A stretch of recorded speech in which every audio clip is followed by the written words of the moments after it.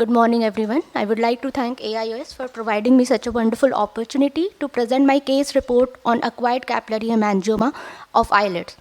Capillary hemangioma is a benign tumor caused by abnormal growth of anastomosing small vascular channel without true encapsulation. According to the age of presentation, capillary hemangioma can be classified into congenital, infantile, and acquired. Infantile capillary hemangioma is the most common tumor of orbit and periocular area of childhood, encompassing nearly 5 to 10% of all soft tissue tumors of infancy. On the other hand, acquired capillary hemangioma of eyelid seen in elderly population is a very rare occurrence, which makes it proper diagnosis and management very crucial for further understanding of this entity. So, which brings me to the details of my case report here.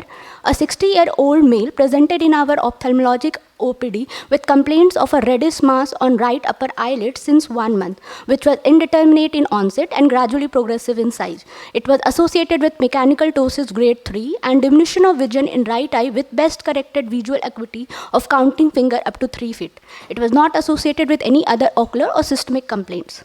On examination of swelling, we found that it was a 3.5 centimeter in length and 3.5 centimeter in width pedunculated mass with irregular surface, non-tender, non-mobile, non-compressible, non-pulsatile, translucent in nature and firm in consistency. B-scan of right eye was done, which showed a well-defined echogenic lesion with internal vascularity suggestive of neoplastic etiology. On the basis of clinical feature and radiological investigation, a provisional diagnosis of acquired capillary hemangioma was made. We did excisional biopsy and this specimen was sent for histopathological examination. On histopathological findings further confirmed our diagnosis of acquired capillary hemangioma. The patient was followed up on 15th post-operative day. A small residual lesion was present on lid margin for which cryotherapy was done. Acquired capillary hemangioma is very uncommon in adults. We performed a review of literature and found that very few cases have been reported so far, and most of these cases were seen in less than 40 years of age.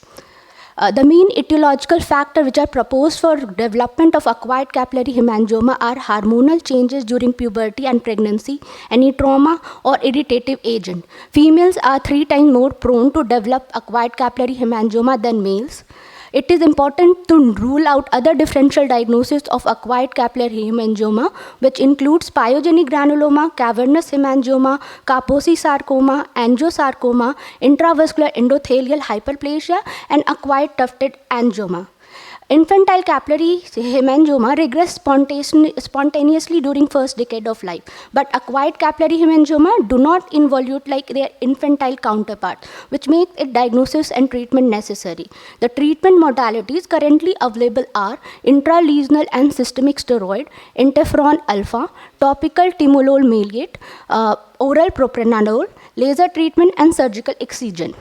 The age of onset, absence of any predisposing factors, male gender, and fast progression make this a unique case. So this case is being presented to you to highlight the occurrence of capillary hemangioma in adults and need for its diagnosis and proper management. The histopathological features and clinical presentation of these lesions are distinctive, and our choice of treatment, which was excisional biopsy, seemed to be very successful. The lesion was removed in its entirety, and post-operative cosmetic results were excellent. Thank you.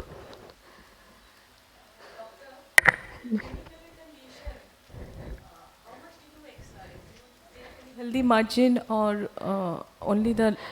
No, ma'am, we removed it completely. Meaning?